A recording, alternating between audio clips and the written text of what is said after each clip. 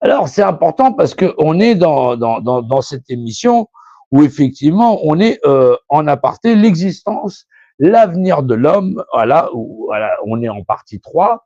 Et bien sûr, si on est dans l'avenir de l'homme, on est dans l'avenir de l'humanité. Alors, qu'est-ce qu'il faut comprendre de l'homme et de l'humanité? Alors, allez pas regarder Donald Trump va nous sauver, ou effectivement on n'est que énergie, ou on est des hommes en paille, ou quoi que ce soit. Je vous demande de faire attention à vous-même. Voilà.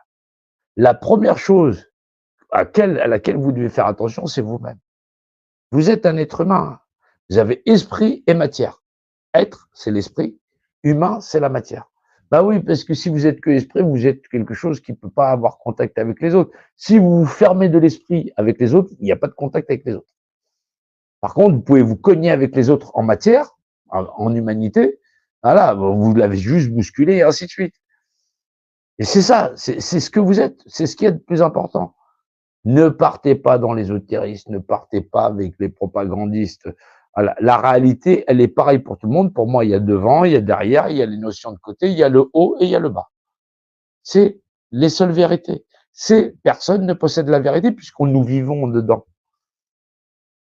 Soyez intelligents. Voilà.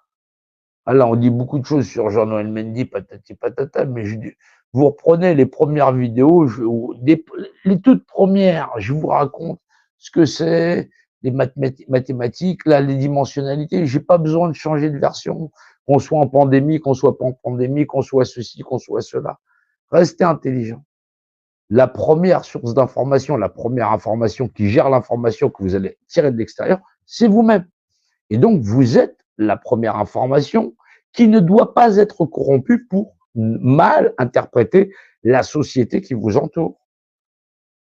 Vous sortez de chez vous, vous vous déplacez dans l'espace. Cette notion d'espace, elle est primordiale. Pas comprendre l'espace qui nous entoure comme étant législateur de la législation que nous sommes, c'est très compliqué. Voilà, donc du coup, les gens payent, ils cherchent à se loger en mètres carrés, ils chauffent l'hiver en mètres cubes parce qu'ils ont dépensé tant de fuel ou de ceci ou de cela ou en chauffage collectif dans les immeubles. C'est du cube. C'est du rapport de dimensionnalité. Effectivement. Je prends cette tasse comme, ouais, puisque vous savez, moi, mon adage, c'est la tasse, ça n'est qu'une tasse à café, il n'y a pas de débat. Je ne pratique de débat avec personne. Et c'est normal.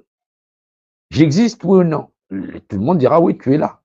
Donc, quand je serai mort, ben, ce sera pas pareil, je serai plus là, on n'en a rien à foutre, hein. De toute façon, j'existe pour un temps donné. Pour ceux au Moyen-Âge, j'existais pas, ils en avaient rien à foutre. Dans 1000 ans, ils en ont rien à foutre. Pour l'instant, je suis là. Mais qu'est-ce que c'est dans l'histoire de l'homme et de l'humanité? C'est un instant. Je suis quasiment inexistant. Et pourtant, tout ce que je dois comprendre du savoir et de la connaissance, il est dans un instant. C'est une tasse, oui ou non? Bordel de merde.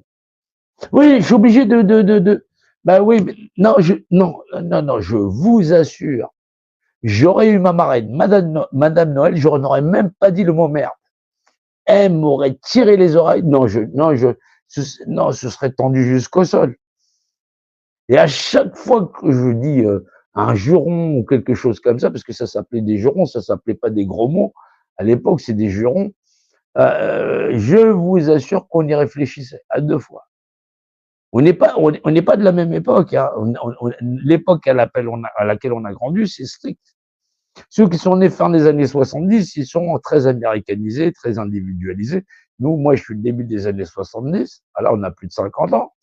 Et ceux des années 60, on est né avec nos grands-parents, quand ils sortaient dehors, par exemple, nos grands-mères, mettaient des gants. Elles mettaient des gants. C'est pour vous dire. Bah oui, c'est une législation catholique très stricte et machin chose, tout ça, avec tout un tas de mélanges, j'en sais rien. Voilà. Et on est vraiment dans la vieille France. Faut bien comprendre. Donc, c'est vrai moi, je pratique pas de débat parce que c'est juste une tasse à café. La tasse, elle est là, oui ou non. Voilà, point barre.